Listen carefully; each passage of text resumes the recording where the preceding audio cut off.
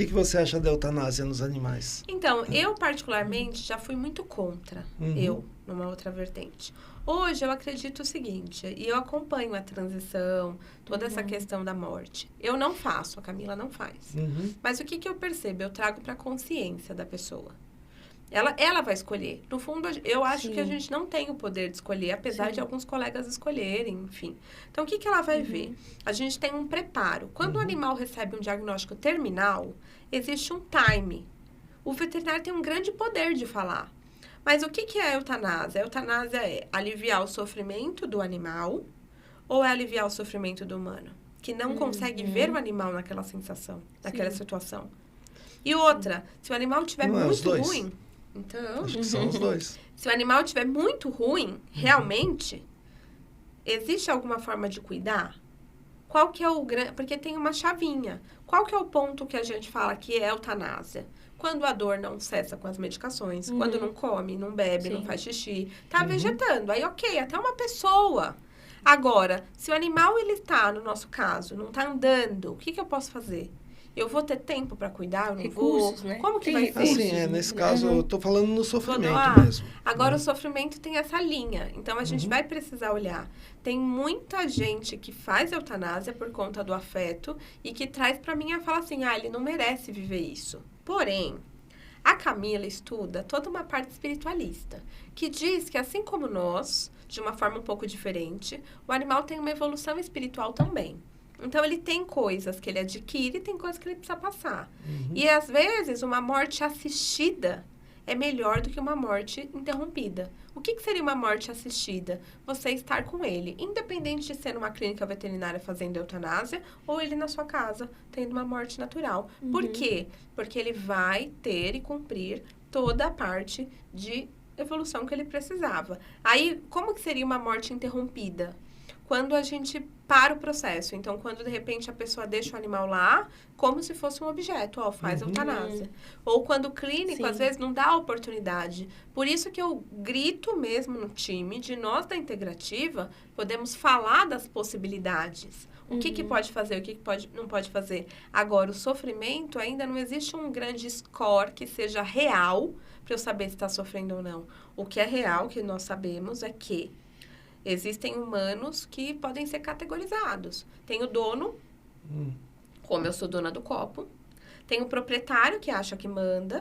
Tem o tutor, que é aquele que tem um elo diferente. E tem aquele responsável, que também tem um elo diferente. Tanto que o CRMV falou que a gente precisa chamar de responsável, não é tutor. Então, isso daí eu tenho batalhado faz tempo, mas não tem como mudar. E tem a mãe e o pai, Eu sou contra chamar de tutor, porque, primeiro, tutor é para criança. Você olha o dicionário, é para criança. Segundo, você está fantasiando uma coisa, que bonitinha, tutor. Não, a pessoa é responsável por aquele animal. É o termo correto. E acho que esse termo responsável é legal, que traz realmente esse subjetivo de... Você tem que zelar por esse... Quando eu falo para o cliente que ele é o responsável, eu estou falando, você tem que cuidar dele. Quando eu falo, você é o tutor, ai, que bonitinho, eu sou o tutor. Então... Isso eu sou contra. E aí o pessoal fica bravo comigo quando eu falo isso. Não, fico não. Porque mas muita gente fica... Pior do que tutor, tem o teu pai e mãe, que aí humaniza uma relação que não deveria ser nesse sentido. Esse é o problema. Eu estava revisando o teu capítulo, que a Camila, para quem não sabe, escreveu um capítulo no nosso próximo livro, né? Aí... Eu coloquei tutor. Não, tô pensando Não. Eu fiquei feliz. Você colocou os 3... E aí você falou que o certo é chamar de responsável. Eu fiquei tão feliz quando eu li isso. Eu fiquei porque o que acontece? Tutor pode ser usado, mas tutor predispõe uma pessoa que tenha conhecimento pelo animal, que tenha afeto pelo animal e que faça tudo pelo animal. Só que vamos combinar, a gente está na prática. Todas as pessoas que têm animal são tutores? Não. Então, o CRMV, ele fez um levantamento dos termos. Que bom que eu escrevi isso, porque eu estou bem assim. Fez o levantamento dos termos e ele foi vendo. Agora, o que eu posso falar que, para mim, Camila, quem procura o meu trabalho são tutores. Dificilmente uma pessoa que é dono, proprietário, que vê o animal como só assim, vai procurar eu. É que nem a acupuntura e a fisioterapia, mas assim, mesmo assim eu chamo de responsável. Sim. Responsável é diferenciado na reabilitação e na integrativa, isso é fato. Porque aí que tá, o que acontece é que não é um mar de flores. É um mar de flores enquanto meu animal tá bem. Enquanto meu animal tá ruim... E aí, quando a gente entra na eutanásia polêmica, o que eu digo? Você que decide. Exato. Qual é o meu papel? Qual é o meu papel? Informar, né? Informar. Então, eu vou fazer eutanásia, doutor, não dá, tudo bem. Então, você vai lá, você acompanha o pré-anestésico e tem uma dica que eu dou. Conta a história do animal. Tem uma história muito legal, não sei se a gente tem tempo. Tem, manda ver. Tem uma história muito legal da manchinha da Rejane, depois até posso mandar foto, tudo. Então, a manchinha, eu acompanhei filhote e ela estava acho que com seus 15 anos. Ela teve um pico, a diabética, teve um pico. E aí, a Rê me chamou lá, e aí eu fui, fiz acupuntura, fiz reiki, fiz soro, fiz toda a medicação que precisava fazer para cachorro, e ela ficou super bem. Eu fui de manhã, ela foi ficar ruim 3 da manhã no dia seguinte. Aí ela me ligou, fui lá, de novo. E aí, fiz tudo de novo, não reverteu. A cachorra deitadinha, apática, dando aqueles gritinhos. E aí, na hora eu tava lá, eu uso muito música, então eu tava lá com a música, e aí me veio na minha cabeça. Não vou entrar em essas, mas me veio a ideia. E aí eu chamei a Rê, eu falei, Rê, vai lá e conta a sua história com ela. E aí eu sou da música, então ela foi pro quarto, a cachorra no chão, ela sentou no chão. Eu fui acompanhando a trilha sonora. Ela ficou lá 1 hora, contando, desde quando a manchinha chegou até aquela hora. E você chegou, você lembra, blá, blá, blá, nanana, e foi contando. Nesse momento, a cachorra parou de uivar e ficou as duas nessa relação. Olha.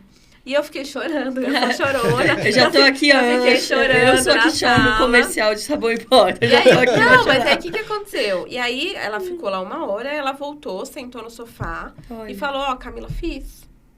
Quando eu voltei, ela fez a transição. Meu Deus. Morreu. A cachorra. E aí foi muito interessante, porque a cachorra morreu. E aí eu tava lá. Então aí eu me despedi, fiz as minhas orações lá pra cachorra, porque eu sou espiritualista, não tenho uma religião fixa, pra quem quiser, né? Eu sou... Enfim, fiz a oração, chamei a Rê. E foi muito bom eu estar lá, porque na hora que a Rê viu que ela morreu, ela quase desmaiou. Nossa. E aí eu fui lá, o que eu falei nessa hora? Nada, eu abracei ela. Fiquei lá, silêncio, a presença silenciosa. E aí eu percebi esse poder.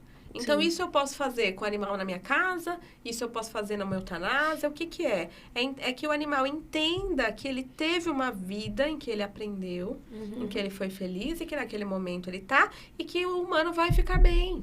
Sim. Porque esse que é o problema. No que eu estudo, existem elos, contratos, ligações entre as pessoas, os animais e tudo. E às vezes o animal sabe que ele é um animal de apoio emocional.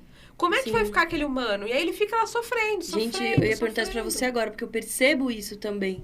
O animal não parte porque acha que ainda tem aquele cuidado. Se você for embora, esse humano não vai suportar. Sim, mas isso acontece por conta da humanização. Quando a pessoa tem o animal como um filho, ou, enfim, e isso atribui um papel que não é dele, né? Isso é o lado ruim dos tutores. Porque aí o que acontece? É um animal, não pode pisar na grama, tem que usar roupa, tem que tomar 200 banhos por dia, não pode entrar sem limpar a patinha, não pode cheirar o bumbum de outro cachorro, não pode arranhar meu sofá. Então, peraí. E aí você vê que tem animais raízes e tem animal, os meus gatos mesmo, se eles saem, eles não sabem nem o que fazer.